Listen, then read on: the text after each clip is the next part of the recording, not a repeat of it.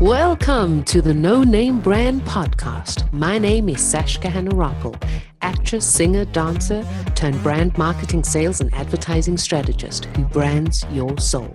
And each week I bring you an inspiring person or message to help you discover your underdog, turn up your leadership notches, challenge the status quo, because you're fast and furious with a powerful message to share with the world. Thank you for taking time out with me today, and without further ado, let's get our creative and wisdom juices flowing. Today we have a double whammy for you, not one, but two guests at the same time, and they are going to shake up the sound waves today. Every single one of us have experienced being in love and being with a partner, and we know that that is hard work keeping a relationship together. Now bring kids into the equation and you've got a whole new paradigm to work with. Now remember all those dreams you had and how they slowly depreciated as you went into your relationship and into being a parent, and then all of a sudden, poof, gone. Only to remember them somewhere during your midlife crisis or menopause, and then the shit hits the fan. Well, what if you could have the dream, the relationship, and the parenting, aka balancing family and entrepreneurship life profitably? Our next two guests, Ariana and Tom Sylvester, what a cool name, will be chatting about the hows, the who's, and the what's in today's show on how to create a better life for your family as an entrepreneur. And I do warn you, it's going to be super electric. Please welcome Ariana and Tom. Hello. Hello. How are you? The double We are whammy great. Pack. The double whammy pack. We're so excited to be here. I'm so excited that we managed a time, which is pretty awesome. Yeah, I know. Forget about time zones and the time difference. Time difference, exactly. Well, we're here. Exactly. So I'm super stoked to dive right into our talk today. So I'm going to start off with a first question to both of you. So I find that there's something very contagious about entrepreneurs who challenge the status quo. It's like they have this mystic ball that shows them secrets that others cannot see. Now, you both saw a crack in the market that needed filling, that many others didn't see as they were too busy focusing on either being an entrepreneur or having a family. But you chose to see the two as one and find a solution to make things work profitably as one. Now, when did you have your light bulb moment? When did it hit you? In what kind of place were you to make that leap of faith in the direction you're in now? I'm going to go ahead and say there was probably a couple light bulb moments. Yeah, absolutely. you and I think alike. Tom was the first light bulb moment, so I'll let him share his, and then I'll jump in and share mine. Yeah, so to that point, I think there's some major light bulb moments, but there's a lot of smaller ones. So the way we like to talk about that is you're getting aligned on where you want to go and what you want your life to look like. And we always talk about it in the terms of GPS. So with GPS, you enter your starting point, where you're at now, you enter the destination, and then you have a map that's basically laid out. But the beautiful thing about GPS is it checks in along the way and says, hey, you missed a turn there, you may want to redirect and come back. So for us, we're constantly checking back in on those. And those are like the smaller light bulb moments, or the adjustments, when it's like, hey, we're getting a little bit off track here. It doesn't quite feel right, and we need to kind of look back. And then you have those major light bulb moments where it's like, okay, the path we're on is not the way we need to go, and we need to now select a new destination or a new way to go. So with that context, one of the biggest light bulb moments that I think we had was that we were both on different paths, and we were trying to get to what we thought was the same destination, but we're going at it a completely different way. So, I was the entrepreneur that said, I'm not going to be able to work a traditional job my entire life. That's not going to support the lifestyle we want. So I was like, all right, I'm going to go start a business. I'm going to take all the action to make this happen. While Ariana was like, well, I don't like that entrepreneur stuff. Like, I'm good with where we are. And it took a while to kind of figure out that we were on different paths. But once we got aligned and we started talking about what do we want our lives to look like, then we could kind of work backwards and say, okay, now that we agree there, what things should we be doing now to make sure that we're on the path to get there? And once we had that alignment, everything else became so much easier. Yeah, we call me the accidental entrepreneur. That was not ever in my plans. But I mean, Tom, he hit it right on the head, where our end goal was always the same, and that was creating a happy, fulfilling life for ourselves and our future family. But we were thinking about it in completely different mindsets. Like, he was like, I'm not going to work work for other people. I want to go and create things. And I was like, I'm perfectly happy over here in my job. And I had no idea that he was thinking those things because we just were not communicating that. So yeah, that was definitely a big light bulb moment. And then our more recent light bulb moment was that we were kind of running these businesses and we kept having those little light bulb moments with pivots.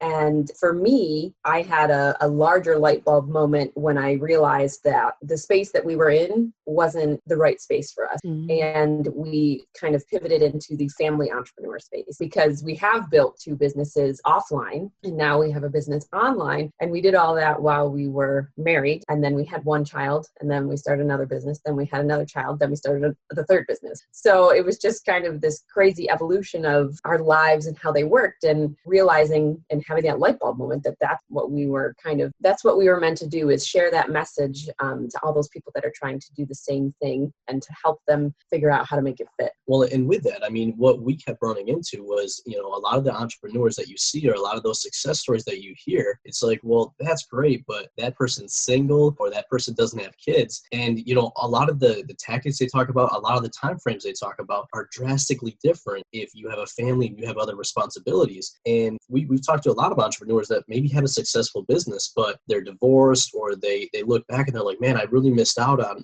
the important things, but now it's too late. So as we just saw more and more of that going on and more people struggling, we realized that, hey, we've been able to do a lot of this well, and people don't talk about that. So we can be the ones that bring that conversation up and start pulling people together to realize that it doesn't always have to be that way that people think it is. It's just an overnight success. You hustle 24/7 and you make it work. There's different ways to go about it, and that's important when you're family focused. That's so true. I mean, and those light bulb moments aren't, the sea parting and the heavens open and this is your moment. It's it doesn't happen like that at all. The light bulb moment is really just, oh, hang on a moment. That didn't work because this didn't work. And that, and your child might even unveil your eyes, or partner just says something, you're like, holy shit, yes.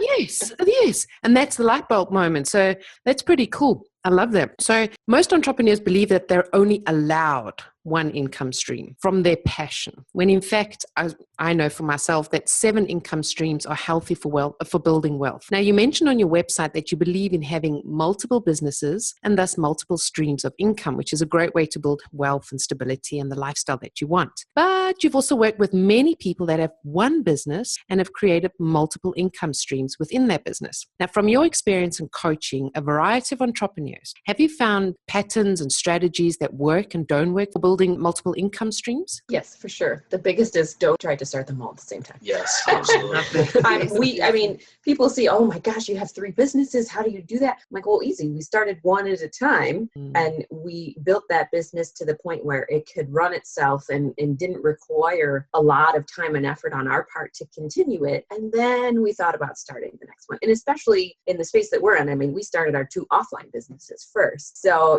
it's very different in the online world and people tend to bop around a lot more. But we really had to get those started and get those running before we could even think, well, I say we, before Tom could even think about the next idea that he wanted to start. So that's really been out. We do a lot of planning. We wrote like complete standard operating procedures. We have employees. So that was it took a long time and kind of had to ease into it. But once we were able to get those going, that's when you start the next one or think about starting this one. Yeah, I mean, so as you're going through building a business, there's different phases you go through. And the first thing that you're trying to do is figure out what is the business model?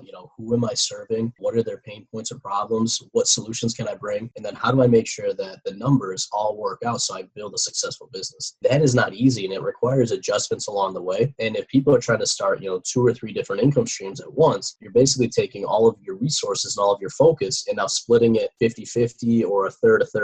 And when you hit those bumps in the road with one business, it's tough to get through it if your focus isn't all on that business. Yeah. So by getting that one working, and as Ariana said, once it's successful and you can, put standard operating procedures in and hire people in to support that, then it frees up your time and money to then focus on the second one. So yeah, we agree that having multiple is good for mitigating your risk and different types of building wealth, but it's important to do one at a time and build it that way. Yeah, and it does not happen No, overnight. not at Well, all. a family doesn't happen overnight. Rome wasn't built in one day. It Exactly. all needs time, but not a but. It's just the way it is. Everything's instant gratification. So we want everything quick, quick, quick, Mm-hmm. Let's get this done. Let make me famous. Let me get online. Everybody's going to love me. I'm just a bomb. And it's for myself, I have a lot of talents, much the same as you. We all have a lot of talents. And I always say to my clients as well, pick one, make it your bread and butter. And within that one, stick to, keep it very short and simple. Because once you've mastered that, then you'll be able to see all the little mistakes. Mm-hmm. And then you're able to go, oh, okay, that didn't work. And all those simple foundations work for every single business, everything that you're working in, irrespective of what you're building. Yeah, and you make a great point there. And it is a challenge when you have multiple talents because you want to serve everybody. You want to help everybody out. But,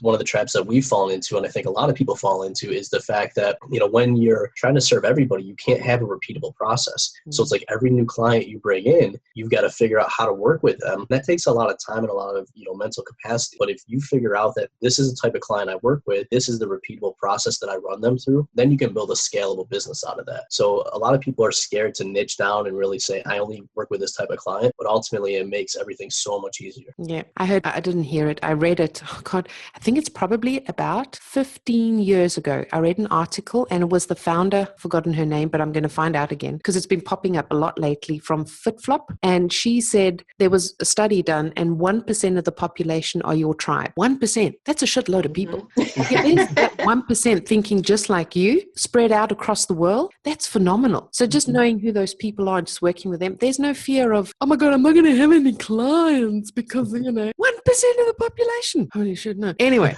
so now irrespective of how many businesses or income streams you have, for each and every one of those, you need branding, marketing, advertising, and sales. Now, what did you find most frustrating of the elements to implement into your business? And what did you find came as easy as 1, 2, 3 in your businesses now? Oh, that's a tough one. Well, so I think what happens with a lot of people is, especially when you're the expert or you know what you're doing, you want to create the product and you want to do all the fun stuff. So, let's come up with a cool name and I need a logo and, I want our website to look beautiful and I need to go get all these pictures taken. So none of those things directly generate revenue for you. And more importantly, they don't make sure that the business you're building is even a viable business. So, one of the challenges that I think we run into a couple times, and now for the most part, we see it when it's starting to happen. But before we go out and build everything and try to scale and set up a business, it's really going out and making sure that we understand who the customers are. And we truly make sure that the thing we're trying to build that we think is a great idea is actually going to be something that they need, they're willing to pay for, and there's enough of them that we can build a business. So it's making sure that you will actually have customers and you understand how to get in front of them before you go out and do all the other stuff. Yeah. And this was especially so for us coming from the offline world into the online world was a lot more prevalent in the online space. Because in the offline world, we knew exactly who our customers were with our other two businesses. They were very specific, very niche, and we were in specific areas. So we knew, kind of what the culture was like. We didn't have to come up with crazy cool names or branding because we were super simple and kind of boring. We used our name for one, and we used the name of the town and what we sell for the other business. So, it was very simple, came up with very simple logos, none of the customers really cared anyways, as long as our name was there. When we jumped into the online, holy moly, there's all these other aspects. And so many people want you to do this, and the whole Facebook groups and marketing, everyone wants you to market everywhere. You have to be everywhere on social media. So yeah, it was definitely a lot more overwhelming when we moved into the online space. The whole getting your name out there and getting in front of your audience and knowing who that audience was definitely it was very overwhelming for me, at least. It is. Online is very overwhelming because you hide behind your words, whereas offline, your face and who you are is what sells everything. Because the face-to-face, once you're speaking to someone, like the sales immediately there. And it's not, you have to buy from me. Someone really just feels the energy. They know what's happening. And online, everyone's focusing on the pretty stuff, all the branding. So this is good business for branding. But on the other hand, you want something for the long term. Like you're building your business for the long term. I want it for my kids so that they can learn from it, not to take over, but, and then you forget about the marketing, you forget about the foundation. And that's what actually sustains your business. And a lot of people don't have that online. They're all focusing on, like you were saying, like the small tools, Facebook group, or having an epic list building, or have you got the software, which is all great because you need to know the stuff. But at the same time, it's like, it's not helping me, like you were saying, Tom, it's not helping me bring in the revenue. At the end of the day, I want to see dollar signs on my bank. I want to see this working. Yep. No, you got to work and Oh, she's like me. She just breaks out into There random you go. song. I'm hopeless. I forget about it. And now I forgot I was online as well. Ha ha ha. So what do you struggle with daily when it comes to balancing family and entrepreneurship? I mean, Tom is the serial entrepreneur and Ariana is the reality checker. So they're two flips to the coin, but so important to be diverse. So how do you balance it? It's funny you ask that because we actually don't use the word balance. Oh, We don't like to think of it as balancing where you have to choose one thing or the other. love it. We actually like to use the term integration because that is how our lives work. So true. We have integrated everything, our calendars, our task management process. That's how we have found it works best for us because having 3 businesses, 2 children, a marriage, all of those things that we have to keep in working order, it's very difficult to try and balance them all because there are sometimes it's going to be completely out of balance. When you have a sick kid who's home from daycare, there is no balance. You sit with a sick kid in your lap and snuggle them because they feel miserable. There is no work getting done that day. So, it's very much integration. I make things fit where they work for me. Tom makes things fit where they work for him. We fit things between us how we can. We're very big on defining our roles. We're very big on communication. I would say for me, the biggest struggle I have is dealing with the stressful moments, when you get overwhelmed mentally and emotionally and then trying to keep everything in working order. Sometimes you really just have to take a time out, but that's definitely stressful when you're parenting and when you have a marriage and then also the businesses, all of that. Sometimes the stress is very overwhelming and I struggle with that still. Yeah, well, so the work-life balance concept really comes from years ago with employees where it was like, well, this was my work time, this was my home time, and I try to balance it. I think one of the beautiful things as entrepreneurs is that we can really adjust, our schedules. We're building businesses the way that we want to, really to support our lives. And so, especially with technology and everything else, that line between when you're working and when you're not working can be a lot easier and a lot blurred. So, I may be taking, my daughter to the museum, but then I just got to check something along the way or, do something quick so my employee can run with something, and then I'm back to with them. So it's basically setting up your businesses so they support your life and vice versa. But the biggest challenge, I would say, kind of related to that is because we've defined roles, but, there's going to be times where there's stressful stuff in the business. And when, the kids are sick and one kid gets sick and it gets the other kid sick and gets the whole family sick. Yeah, because those lines are blurred and it causes stress on both of us. Sometimes I'm stressed, sometimes she's stressed, but when we're both stressed together, that's when we figured out that we've got to say, hey, this is how we're going to deal with it when those situations come up. Because it's not like, well, I can just leave work and I go home. They're really integrated. That's pretty different. I mean, I was just thinking I could never work with my husband or anyone in my family. We actually hear that quite a bit from people. Their styles and their ethics, it's just way too different from myself. Like I'm a real risk taker and my husband's the real, he's the grounded one and takes everything very careful and serious. If I had done business with him, I don't think I'd be where I am today. Because I was reading up on both you and I thought, I don't know how you people do it. My mom and dad work together and they fight like cat and dog, but they still get it done, but they still fight like cat and dog. And I'm like, I don't need that stress on top of all what I'm happening. So when you were talking about overwhelming and stress for both of you, everybody always asks, so what do you do and what are your daily practices? And I personally say it's interesting to hear, but important to remember this is what works for you. But through hearing what you do, like daily practices to overcome stress or overwhelm, a light bulb happens somewhere along the line. And it's always important to hear how other people deal with it, but not to say, oh, that's how it's done. I need to do it just like this. Yeah. So how do you deal with overwhelm and stress?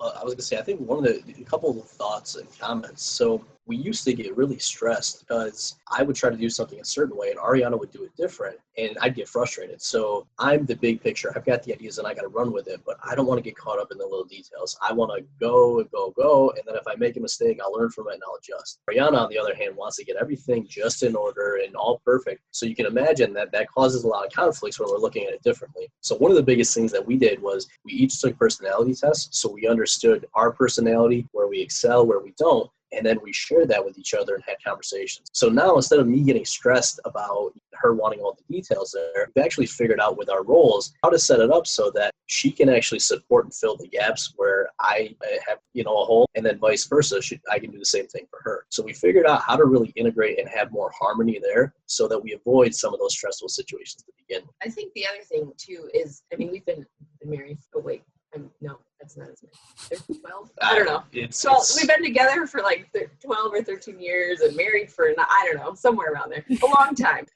We always forget that. We were horrible at remembering. Yeah. But over the years, we have learned each other's, which is huge for avoiding big, large, angry arguments, because I know when he's stressed, and I know that he is one of those kinds of people who needs to take his space for a little while and kind of like be in his own headspace and not have people bothering him. I know that I'm a nagger, and I want to know what's wrong, and I want to know it now because of something I did. I want to fix it, and that's my style. So knowing that about the two of us, a lot of times we need to know, okay, this is one of those times where he needs a space. I need to go and do my own thing. On the flip side, this is one of those times where he needs to talk to me and tell me what's wrong, because otherwise we can't do what we need to do. So we've adjusted and we've adapted to kind of knowing and having those like safe words, like, oh, I know he needs some time. He said it was a bad day. I'm just gonna let it go. Whereas if we need to talk things out, and a lot of times it's tough as parents to find times to do that, to have alone time, to have that adult time. So hey, we use technology to our advantage. We actually use Slack instead of doing text messaging, and we have channels for all of our business, and we have a personal channel. So if he's at work and I have something I need from him, I send him a Slack and he'll get back to me, and then I can keep working. I can keep doing what I need to do. So it's definitely been, communication for us has been huge. And then just adapting to our own style of things, kind of seeing what works, what doesn't work, and going with it. Well, I was going to say the one other thing, because you're talking about communication. So every single week, do a debrief of the last week and then planning for the next week. Yeah, we call it a weekly sync. Yep. So when we do that, the first thing we do is say, what went well, like what wins did we have, and then what didn't go well, what losses did we have. And because we know that's coming up each week, we can get out those challenges, we can reflect on them, we can decide what actions we need to take to make sure they don't happen again. But it kind of allows us to kind of close the chapter on the last week and then plan for the next. So by doing that, we don't let things dwell. Even if something came up during the week, we take care of it and then we move on. And that's huge, I think, for just getting it off of our minds. That is so insightful, because like your clients are going to be working with you. They know that this is solid. You're not like all over the place and emotions everywhere. It's when you meet your clients and you're able to sense their energy as well. And because you've allowed yourself to see, okay, Ariana's got this personality, Tom's got this personality. This is how we work around it. And you see your clients and they're all over the place and going, this is their personality and this is the language I can speak to them in them. Speak to them. Yeah. I don't know if that makes sense. But anyway. Yeah.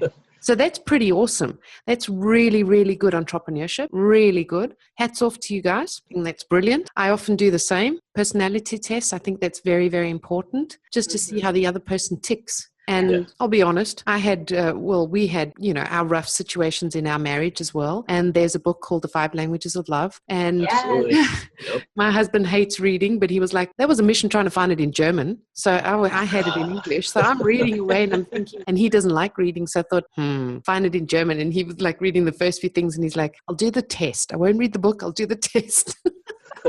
I'll compromise. Yeah, exactly. But it's just knowing, okay, so this person's like this person's like that. So you understand it, because often we don't take the time to just understand the other person. Yep. So hats off to you guys. I think that's great.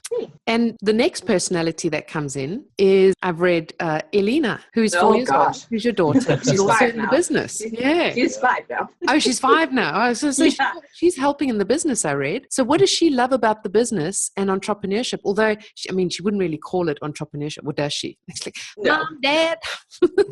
She doesn't know. Well, I'm sure if we gave her that word, she would probably start using it because it sounds very fancy. What's that for a personality constellation within the 4 of you? Oh gosh, it's a very interesting dynamic, because she is a little spitfire, and she's kind of she picks up so much that we don't realize. So when you're talking to someone on the computer, oh, is that your friend? Is that your friend on the computer? And, we have video calls and she's peeking her head in. Can I say hi? Oh, please. Sure, you can say hi. And she used to come when I went, I used to go weekly to our small wine and liquor store, and she used to come with. So she would be helping with price tags, and she would help our employee to unload all the boxes and put the bottles on the shelf. And she would dust the bottles, and she loved it. She's a little sad that we don't go as often as we do, or as we used to. But she's in school, so I'm like, well, I'm not really going to pull you out of a day of preschool to go to the store. Yeah, well, and so she asks a lot of questions. I mean, most kids do. So we explain, how we make money, and we explain to her, like, when she has money, how she break it up and what she spends it on. And then she just makes connections that are crazy. So she'll watch like YouTube videos of other kids like making videos, and then she's like, hey, Daddy, can you put the camera on so I can make a video like these kids? So she's making all these connections of what she's seeing out there and then what we do. So what's exciting is that as she grows, she's really got a good environment for testing some of this stuff out. And yeah, I have a feeling that over the next 10, 20 years, we're going to see so many more younger entrepreneurs, because there's just so much more opportunity now than there was, maybe 10 or 20 years ago. Definitely. I did it with my son as well, because my son, he's 12, he's going on 13. So, and they're all on YouTube and Musically. Mm-hmm. And I saw with them how I gave him the task. I said, create your own show.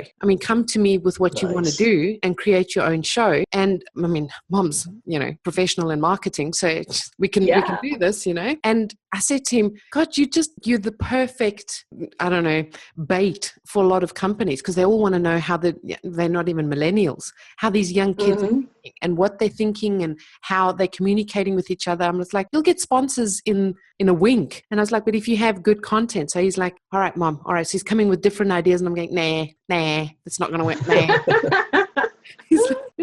So yes, definitely, Tom. There's they just grow up different. We grew up with TV. We want to be famous.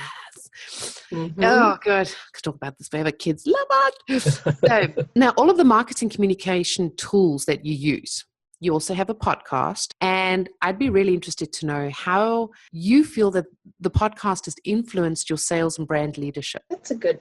We had the podcast is technically on hiatus. We want to bring it back, but of course we had a year of a little bit of craziness. But I think we're still getting. You just looked the other day. We had a huge spike in downloads, and the podcast isn't even putting out new episodes. I don't know where people found us. We got to go back and track the links, but I think it's been helpful. A lot of people really like our personalities from the podcast. So it's been huge in like attracting people who are, very attracted to our vibe and the banter that we have back and forth. I was going to say, so you were talking about, when we're growing up, everyone's like, oh, I want to be on TV. And, that career path to try to get there was very difficult. But like nowadays, you spend a little bit of money on a microphone, you do a little bit of audio recording, and now you can be out in front of the world. So I think like with a podcast or with a blog or anything like that, it positions you as an expert. And especially with a podcast, people can hear you. Like when we would have our banter back and forth, we had so many people that maybe weren't even entrepreneurs, or, they just liked us. So, I think what that's helped to do is take a lot of the businesses we have and really elevate it. And what we're really starting to develop now is our personal brand. So TomandAriana.com, this is, as we go to write books in the future on our experiences, as we do more presentations and speaking, the podcast and all of that has really just solidified for us that, people like us, people like our message and, how we deliver that. And that's given us future direction for, future businesses and income streams. That's brilliant. I'm a firm believer in, because it's my business, but I would hope so. But not just because, I've been doing it for over 20 years. So I know as a matter of fact, so when I work with, I'm actually starting to build my little empire. It's not little, it's actually getting bigger now. But, and I know for a fact that when you have an editor or you're writing your books and you're wanting to go big, and the PR, they can't do anything with what you have if you don't have your personal brand. Yep. So you need to build up all of that and have something substantial. So you were mentioning in the beginning, like we all do, because we all have beautiful things and all the sparkly stuff. So you go for the branding first, because it's like, oh my God, I got a logo, I got a name, I'm so excited. And then you bring it out and everyone's like, crickets, Nothing, because they don't believe in your product or your service. So you got to get that really solid foundation. And then once you get to a certain level, and that's different for every business, every entrepreneur, what that level is. In business terms, you have your growth and you have your idea and your startup, but that's it's all kind of fusing together now as we're growing. And in those phases, you have, where you already have your branding and your logo and you're building up your following, and then PR can work with you, and then the books can work with you. And I absolutely love the name tomandariana.com. That is so awesome. Absolutely love it. I've got goosebumps. I mean, you can't see, but I've got goosebumps. Definitely, that's a good idea. When I got goosebumps, the angels were going, yay! So this is totally hypothetical and really to make one think, but if you could do it all over again, what would you do again? What would you leave and what would you redo? That's a good question. Yeah, I think one of the first things would be really going out and finding the people that are doing what we want to do and get close to them sooner. So, when I started out, I was trying to do all this on my own. Ariana, didn't want to have anything to do with it. And it was really challenging trying to, basically go down my own path without really having any guidance.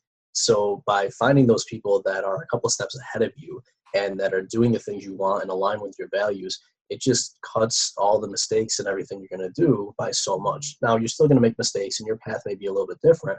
But I mean, if people have already gone down that path or they've already figured it out, there's no reason to start from scratch. Start with, the success they've had and then apply that to your journey and where you're trying to go. I love that. What do you think, Ariana? I don't even know. The question is blowing my mind. Well, it's not. Well, I just think, like, from my point of view, like, I've got my business, I've got my kids, I've got 3 kids, and they're older now. I mean, there's a saying here: the younger they are, the smaller the problems. The older they are, the bigger the problems. And I always used to be like, yeah, right. I'm like, oh my God, the older they get, they said the truth. Mackerel. Sorry, well, Tom. I was gonna say, we were just having a conversation with some people in our Facebook group the other day about, is it better to have kids first and then start a business, or is it better to start a business and have kids first? And some interesting discussion. And I think one of the things too is, and we'll see what Ariana says, now that we have kids, when we have like a night where the kids aren't here, it's like, oh my gosh, we have so much free time. Imagine how much easier it is to build this business we're trying to do if we didn't have all those other responsibilities. So I think that's a thing for people to consider is, when you're looking at your life, if you really do want to build a successful business and, you're okay with holding off on kids for a couple of years, you have so much more time and so much more flexibility to go through some of those mistakes by building the business first, as compared to having the kids and then you have those responsibilities and trying to build a business at the same time. That is a huge challenge.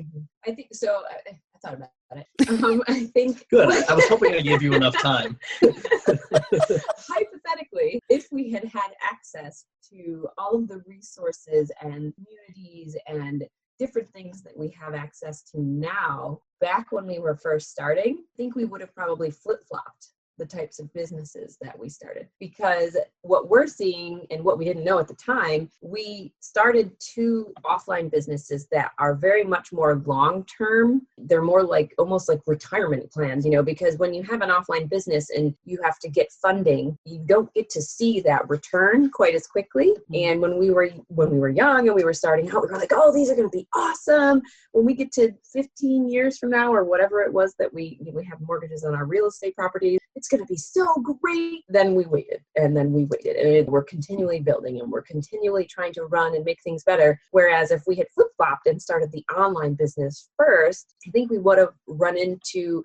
still had some of the same problems and, done the same mistakes that people normally do, but we would have started to see successes earlier. And I think we would have taken that growth and ran with it, and then potentially been like, oh, let's start some offline business. Let's pull those different income streams in, instead of the way that we did it, which was like, oh my gosh, this is taking forever. And then we started the family and it took even longer. And so. Well, and you make a great point. So one of the things that we're big on is really visioning and just reevaluating your goals along the way and making adjustments. And early on, when we started those things, we had a loose idea, but it was really just long-term. And we didn't think about, well, what does that mean for now and the steps to get there? So I think by doing that, it would have helped us be a little more intentional. Like, we were focused on wealth building. Wealth building is great, but you've got to also mix that with cash flow and balance those two things coming in. So, by being intentional and understanding where we want to go, we might have made some different decisions about which businesses we focus on first. Good point. Thanks. See, my brain was working. It just took a little longer. It just needs a little bit of musing. So what do you? So I was just thinking whilst you were saying that. I mean, in our lives, we have 8 areas in our lives. Most life coaches, they know that as well. So we have our sexual, vocational, financial, familial, health, and all those areas. And when you have no kids, it's easier to focus on those things, but you don't. It's easier, but you don't. Mm-hmm. So you're only focusing one area. So you're really just on building your career and getting drunk or having social a party, life. living life. Yeah, exactly. Just living life to the moment, in the moment, in the present, and fully. And once you have the kids, the whole perspective changes. And even if we could change it, our kids, well, I'm speaking from my experience.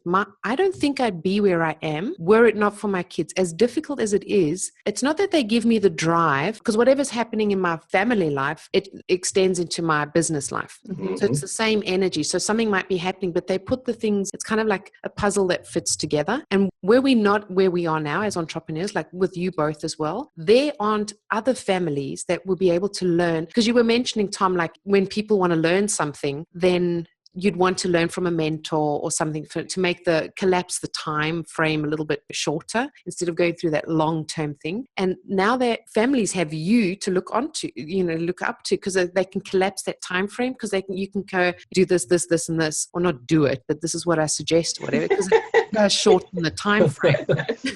Do it. And that's the beauty of it. That's the reason why we have all these ups and downs and everything. So that's helping them as well. Yeah, that's an excellent point.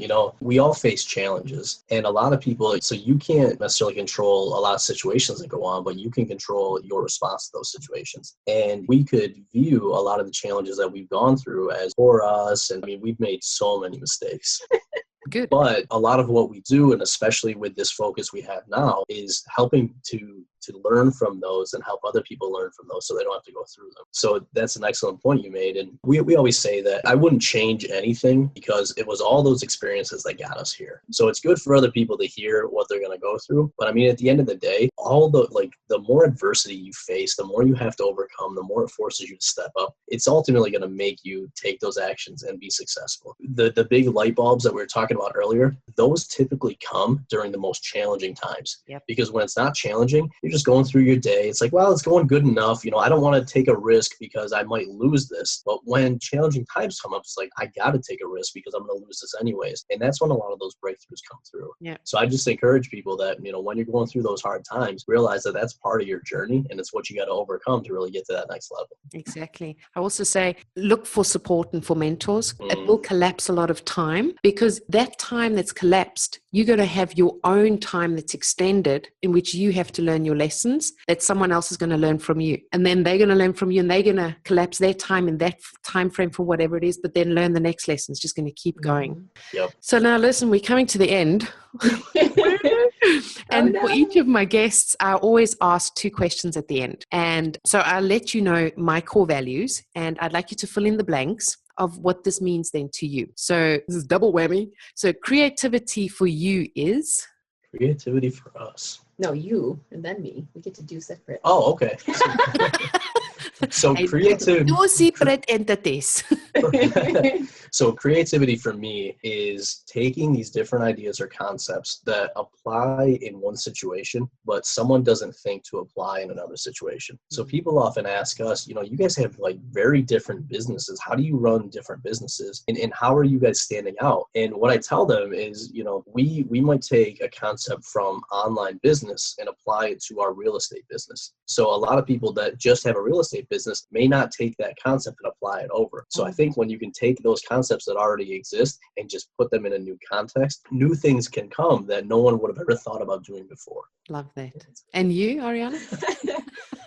So creativity for me, I think I do love to be creative. I am a very DIY. I love crafting and creating things and I love to dance and I love music. But I think creativity for me really boils down to embracing your whole self and who you are and the way that you think and applying that to everyday situations, to anything that happens in your life, the kids, with our businesses, anything, even our relationship, and being silly and goofy and finding joy in the little things. Like, use who you are and how you think to have that different perspective on things. And don't let anyone knock you down or tell you that that's not right. Because a lot of times the best ideas and the best things in life come from your thinking outside of the box in a different way and applying that. I love that. So that's why you want to go second. Wow, that was good. That was really good. Yeah, it was really good. Passion for you is? Now we're both thinking. Silent pause. So, I think it took me a while to figure out what passion was. And the biggest thing that I've found over the last couple of years, especially the more I've worked with other people, is realizing that the more I can impact or help somebody else, that's what really drives me and makes me happy. So a lot of people are like, you do all these different things. How are they connected? And for me, they're connected by seeing the results and really making somebody else's life a little bit easier. So that's what drives me. So the context of how I do that might be different, but the underlying thing is really being able to help somebody else and see their life be a little bit happier, a little bit easier. Love that. I think passion for me comes down to how you feel about things and being unapologetic about it. Tom always laughs at me because I'm very, very passionate about certain things, and I don't care what other people think. I'm one of those people who will get into like a debate with other people because I'm just that passionate about it. And I have fierce temper and I feel things 100%. I'm very emotional. I'm very sensitive. It's very difficult for me to keep that separate from everyday life. Some people are like, oh, well, some people are compartmentalized, oh, well, I'll take that and put it away for now. I can't do that. It just comes out, and I just feel things. And that's just, I've accepted that that's a part of who I am. And that's what makes me me. So that's my passion. That's your passion. Wisdom for you is?